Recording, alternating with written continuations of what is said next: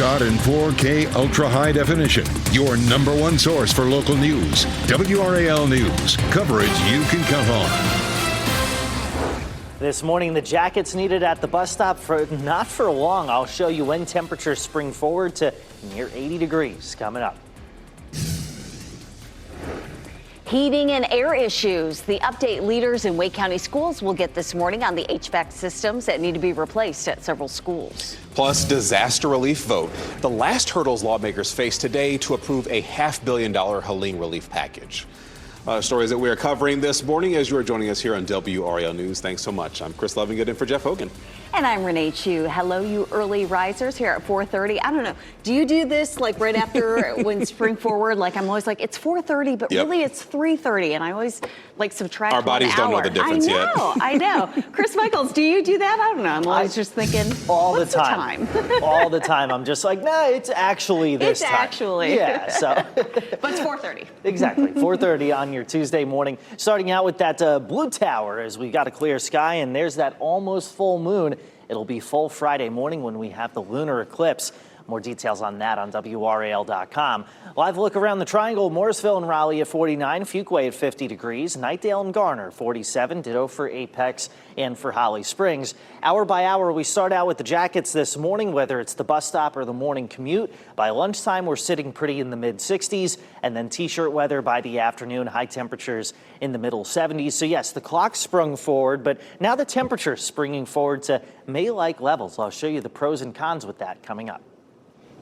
All right, thanks, Chris. Today, school leaders in Wake County will get an update on heating, ventilation, and air conditioning projects. HVAC issues have caused dozens of early releases at schools when it couldn't be fixed quickly. Let's bring in WRAL's Kelsey Coffey. She joins us live from Holly Springs Elementary School. And Kelsey, that's one of the schools that's had those issues that I just mentioned. Yes, Chris, and school leaders will get an update about this ongoing issue later today. So Holly Springs Elementary is one of several schools that should be getting a new HVAC system at some point next year. Now, right now, the district faces more than $200 million in deferred HVAC maintenance. That's led to at least 28 early dismissals already this year. The Wake chapter of the North Carolina Association of Educators stepped in. They're asking county commissioners to put a bond referendum on the ballot. That would be used to boost facility spending, improve HVAC systems, and other building conditions. The district plans to spend about $20 million on HVAC projects for now, but they have even more work ahead of them. So today's meeting is only supposed to be an update. We'll be sure to keep you updated on when there is scheduled to be a final vote. Kelsey Coffey, WRAL News, live in Wake County. Today, lawmakers are expected to make a final vote on the Helene recovery bill. WRAL's Laura Levine joins us live from the Legislative Building in Raleigh.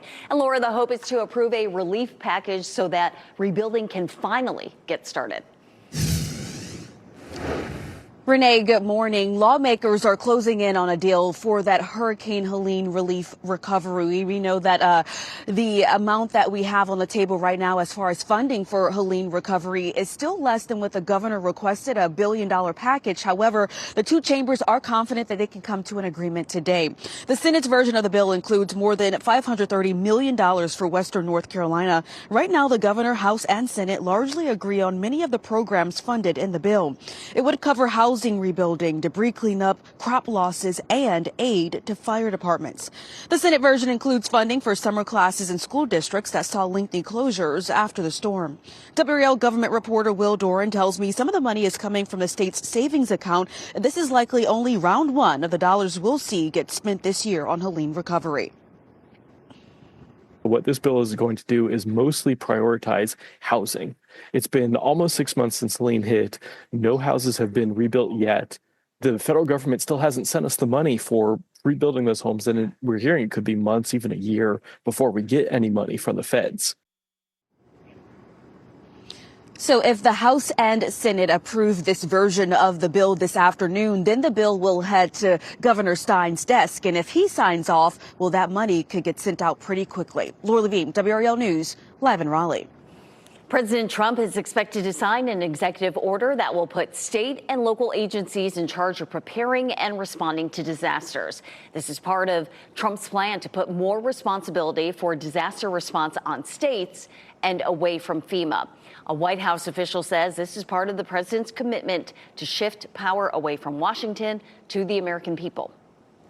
Raleigh police say that a person was stabbed in the southwest part of the city. What you're seeing on your screen now is video from the WRAL Breaking News Tracker on Crab Orchard Drive near Lake Johnson. That's where we found investigators just before 11 o'clock last night. Police say the person who was stabbed suffered minor injuries, and we are working to learn whether anyone has been charged. City leaders in Durham want your help deciding how to spend nearly $2.5 million. The city will take ideas for city projects from residents until March 31st. Projects must benefit the public and involve building or improving public spaces or infrastructure. Past winning projects include a youth center for LGBT teens, bus shelters, and park improvements. The city is holding an event tonight at 6. That's happening at the Edison Johnson Recreation Center. A Johnson County school may have an exposure to a whooping cough. That's according to American Leadership Academy in Clayton. It says the public health department notified the school about the possible exposure. The school confirms a letter was sent to parents alerting them to this. The school also confirmed to WRAL if there were any symptomatic people on campus, they have since been isolated. Last week, Oberlin Middle School in Wake County reported a case too. New this morning, former Philippine President Rodrigo Duterte was arrested early this morning on a warrant from the International Criminal Court. Duterte was taken into custody by police at Manila's International Airport. The ICC has been investigating the mass killings that happened during his time in office. Duterte ordered an anti-drug crackdown that killed more than 6,000 people, according to police.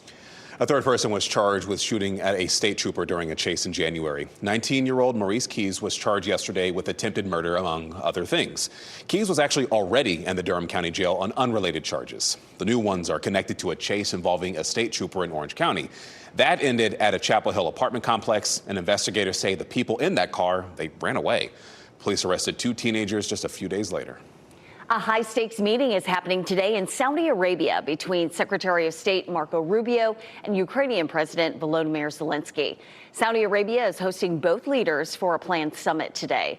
When Rubio and Zelensky meet, it will be the first diplomatic interaction since a confrontation in the Oval Office between President Trump, Vice President Vance, and President Zelensky. Rubio and Zelensky are expected to discuss the strained relationship between the U.S. and Ukraine. They also hope to work toward a peace deal that would end Russia's invasion of Ukraine. A federal judge is temporarily blocking the Trump administration's effort to deport a student activist. This is someone who helped lead pro-Palestinian protests at Columbia University. Hundreds of people gathered in New York yesterday to protest the ICE arrest of Mahmoud Khalil. According to ICE's website, he's now detained in Louisiana. He's not been formally charged with a crime, though. His lawyer says that Khalil is a legal permanent resident with a green card. Further details on job cuts within the Department of Veterans Affairs will come in June. That's according to an internal memo obtained by CNN. VA department heads and human resources officials are conducting a sweeping review of employees. Their plan on how to cut and reorganize the workforce will be submitted by April 13th. The blueprint is expected to be published in June, with the department-wide cuts to follow. The memo states all positions held by employees, such as rehired retirees and temporary employees, will have to be justified for those workers to keep their jobs. Self-defense questioned, the setback for the Menendez brothers, who gained recent support for their release from prison. The magic of music. A donation helps fill the mountains of North Carolina with joyful noise. To have this offering for our people here that have lost so much, to bring so much joy. The gift to those affected by Hurricane Helene in the western part of our state. And here's a live look at North Hills in Raleigh. Today is the start of a big warm-up. Meteorologist Chris Michaels will tell us which days this week stand the best chance of hitting 80 degrees. From the WRAL Severe Weather Center, North Carolina's most experienced team of meteorologists. 442, check this shot out here from David yesterday morning in Apex. These crepuscular rays is what they're called when you see the sun shining through an obstacle, which obviously was those clouds yesterday. Not seeing too many clouds out there over the triangle this morning. A little breeze from time to time. Temperatures in the 40s. A light jacket will do just fine. Not going to need it by the afternoon, though. The wind, it's going to shift out of the southwest, bring our temperatures into the mid 70s. Durham, Raleigh, Fayetteville, 74 to 75 degrees. Full-on sunshine today. Only downside is we're going to start to notice the tree pollen levels coming up over the next few days. I'll show you when we may see some brief relief from that. It's coming up in your forecast in less than 5 minutes. Chris, thank you. Officials on Long Island say brush fires there over the weekend were caused by a family making s'mores in their backyard. Authorities say embers from the backyard fire combined with strong winds to start 4 other fires. Forest rangers are building a containment area to stop the fires in case they reignite. LA's new district attorney does not support Eric and Lyle Menendez being released from prison. Yesterday, the DA announced that he believes the brothers have lied for decades about the murders of their parents in 1989 being in self-defense. The brothers are serving life sentences without the possibility of parole. LA's previous district attorney advocated to make them eligible for parole. The court can still proceed with a resentencing hearing that's scheduled for March 20th. There were some terrifying moments at a middle school in Killeen, Texas. A student was taken into custody yesterday after stabbing another student to death at school. The school issued an immediate lockdown, and school leaders say a fight between 2 students broke out. One student stabbed the other. One of the students was quickly taken into custody. The student who was stabbed later died. The school says both of the teenagers are 14 years old, but no other information has been released. A man shot during a traffic stop is facing felony charges. Fayetteville police say that Isaiah Nichols is charged with assaulting a law enforcement officer with a gun. According to police, Nichols was driving more than 100 miles per hour on the All-American Freeway Saturday night. They say when officers tried to arrest him, he resisted and shot at officers. One officer fired back, hitting Nichols. Nichols is still in the hospital, and the officer is now on administrative leave. That typically happens after something like this. People in Syria are celebrating a landmark agreement between the country's government and the Kurdish-led Syrian Democratic Forces. People across Syria celebrated in the streets after that deal was signed. It recognizes the Kurdish community as an integral part of the state. They were previously denied citizenship under the Assad regime. The rebel alliance toppled that regime in December. People in Greenland are voting in their parliamentary election today. President Trump's interest in the island is drawing more attention to the results. He says acquiring Greenland is necessary for national and international security. Denmark has controlled Greenland for about 300 years, but Greenland's parliament makes its own decisions about its defense and its foreign policy. We're learning more about how mass shootings affect Americans. According to a new study, 1 in 15 adults in the U.S. have witnessed a mass shooting. It also found about 2% of those who have witnessed a mass shooting have also been injured in one. Researchers surveyed more than 10,000 adults across the country, and they found younger generations are more likely to be exposed to mass shootings. People born after 1996 were found to be at the highest risk. Delta Airlines expects profits to decline as it sees travel demand decrease in the U.S. The airline says it now expects its first quarter revenue to increase by at least 3% from last year. And that's a decline from the company's prior projection of 7%. The airline says the reason for the forecast drop is people's uncertainty with the economy, which is contributing to a dip in domestic travel demand. Delta also says passengers are booking fewer flights last minute. Raleigh City Council member Jonathan Melton is not running for re-election, but he's not done with politics. He says he's running for a new county commission seat. Melton has served as an at-large member of the council since 2019. The Democrat says that affordable housing, funding public schools, and protecting the environment, these are some of his priorities. The numbers are in for North Carolina's first year of legalized sports betting. From March 11th of last year through the end of February of this year, $6.5 billion was wagered. $6.1 billion of that was in paid wagers. $491 million was in promotional wagers. Operators paid $128 million in taxes, and they made $713 million.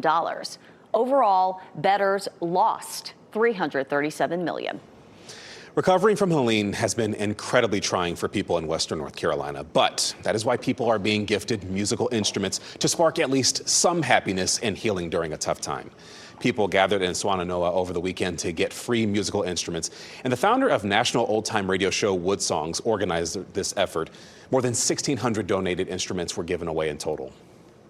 To have this offering for our people here that have lost so much, to bring so much joy. I thought it was great. Some of these guys, you can't replace what they lost, you know. I lost a drum set and a PA system. Music can heal. Woodsong's founder, Michael Jonathan, lives in Kentucky, and he says the victims of Helene, they've been on his mind for months. They are not forgotten, and we will continue to bring you stories from the western part of our state. Meanwhile, let's get to meteorologist Chris Michaels in the WRAL Severe Weather Center for weather around here in the Triangle. It's going to be a beautiful Tuesday. Just fantastic. Yeah, starting out with a clear sky over the Triangle, that nearly full moon overhead, and we've got the tower lit in blue for those clear skies. Starting out, temperatures mainly in the 40s. Cary's at 44, Holly Springs and Garner at 47, Roxborough the cool spot at 39, Goldsboro seeing more clouds, therefore you're at 52 degrees. Driving into work this morning, I had the heat on just lightly. I think you may do the same up until about 9 o'clock. And then it's windows down weather heading into the afternoon. Temperatures between about 2 and 6 will be at about 70 to 74 degrees. Just beautiful out there. Heading through the rest of the week, let's take a look at the overall air pattern a few thousand feet above us. And what you'll notice is the wind shifting out of the west and out of the southwest. So that helps to pump in some really warm air, and temperatures for the next several days well above average in the 70s. Now, there's some advantages and disadvantages to that. The obvious is that we get to spend more time outside. We've got the later daylight, but the disadvantage is the fact that we may start to see more tree pollen coming into the mix.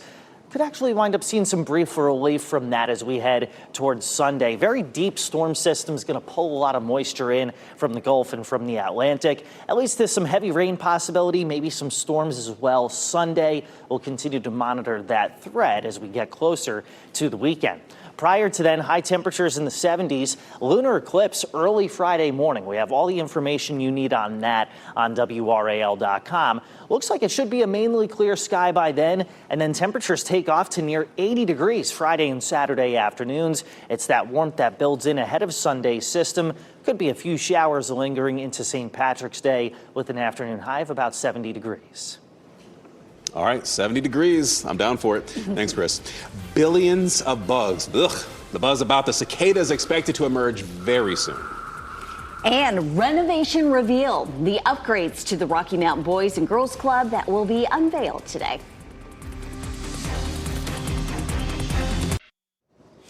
Billions of cicadas from what's called Brood 14. They'll be stopping by North Carolina once the warmer weather hits. Awful, don't want it. These types of cicadas emerge every 17 years, and their last visit we got from them was when George W. Bush was president. And that's also when Apple was about to launch the App Store.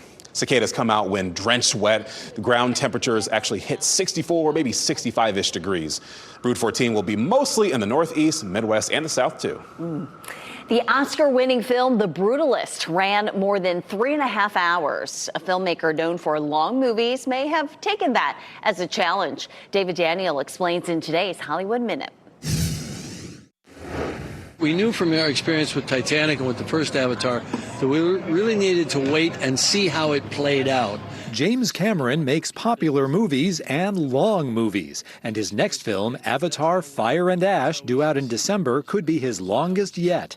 Cameron told the UK film outlet Empire it'll be longer than 2022's Avatar: The Way of Water, which he says was moving like a bullet train and didn't spend enough time on characters. The Way of Water ran 3 hours and 12 minutes, just shy of Cameron's longest, 3 hours and 14 minutes for Titanic.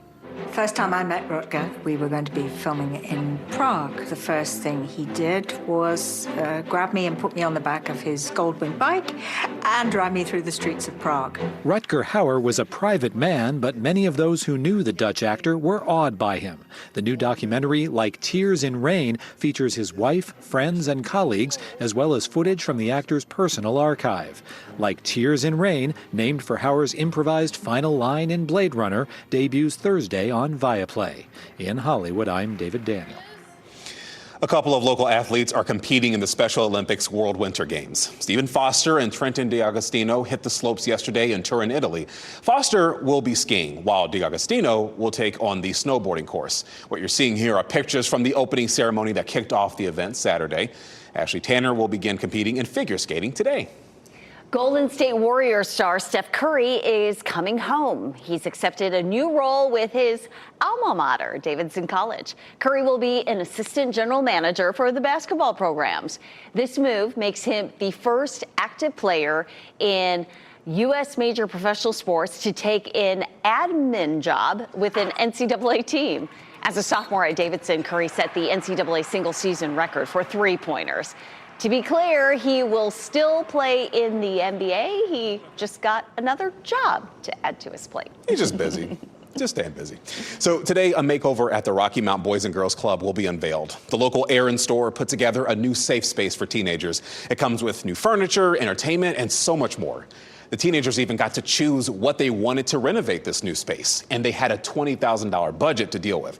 Kids will get a first look at the revamped space this afternoon. It's exciting. Keeping the government open. The vote happening today that could provide federal funding through the fiscal year. Recovering from shooting, a Raleigh police officer shot on the job is back home. This morning, how Officer Max Gillick is doing. New clues discovered. What investigators in the Dominican Republic believe they found as they search for a college student.